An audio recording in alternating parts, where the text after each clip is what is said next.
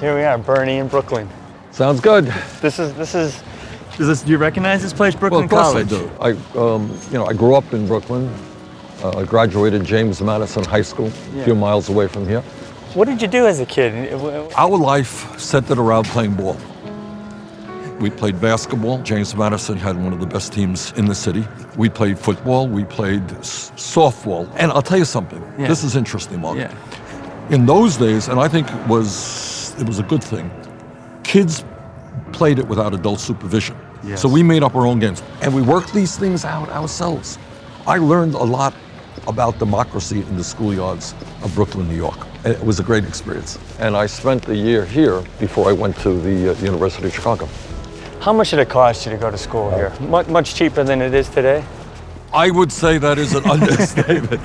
What people forget is Brooklyn College, the city colleges of New York. These were good schools, and these are good schools. So many famous people graduated from around here. Colin Powell, Ruby Dee, Ira Gershwin, Henry Miller. Jonas Salk went to City College, and he discovered the vaccine for polio. How much did they pay to go to college? In those days, public colleges and universities were virtually free. So that's not a radical idea. That's the point. It is not a radical idea. You have countries all over the world today who provide free college because they want to invest in the future of their nation. They don't want kids to be going bankrupt when they get out of school $50,000 in debt. Yeah. And it used to be the case in the United States of America. So no, this is what I'm proposing is not a radical idea, that's for sure. You grew up in this neighborhood. Was it an immigrant neighborhood? Largely it was. Many of us were the sons or grandchildren of immigrants. And the main shopping area was Kings Highway. And if you went shopping there, you would see people who had serial numbers on their hands, on their arms, which was from Hitler's concentration camps. Yes. So you have this beautiful pluralism in your worldview. Would you say that was informed by your experience here? Because there's no more densely populated area in America that has so many different kinds of people, right? Yes. The strength of this country is the fact that we have so much diversity. And I think we do better when we are a people who appreciate, who love, respect people from all over the world who bring their own values and traditions and become part of the American experience. Your father, what did you learn from him? Those key things that you carried into your life. He was aware that coming to America and making enough money to live in a better standard of living than where he came from. What for other people may have seemed not to be much, but from where he came from, it was a significant step up. And what about your mom? My mom died young. She was 46 when she died, and spent a lot of her love and energy on her two sons. And I think because the family did not have a lot of money, never kind of did some of the things that she dreamed of doing. What would she think if she saw you now? Oh, God. Would she be proud of you?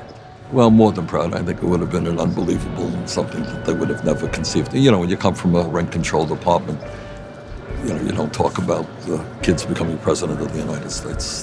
That's not in the discussion. It's a beautiful discussion.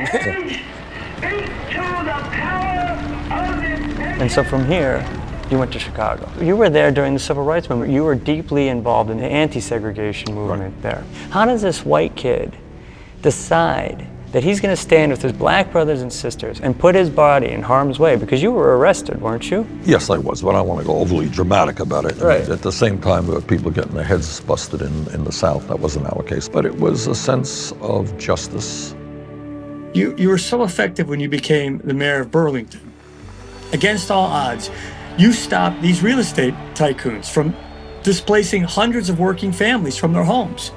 And you built this progressive coalition, and because of your legacy, Burlington is now the first American city to run 100% on renewable energy.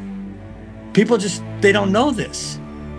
And how is it in the 90s, when the Republicans controlled the House, somehow you formed these partnerships and passed all of these amendments on corporate crime? IRS accountability, child labor, green energy, supporting the troops and their kids, and auditing funds given out by the Fed. I mean, nobody ever audited the Fed since it was established. You got so many amendments passed, they dubbed you the Amendment King, for crying out loud. Do you know what you make me feel? That all of my ideals as a young person can actually grow up with me.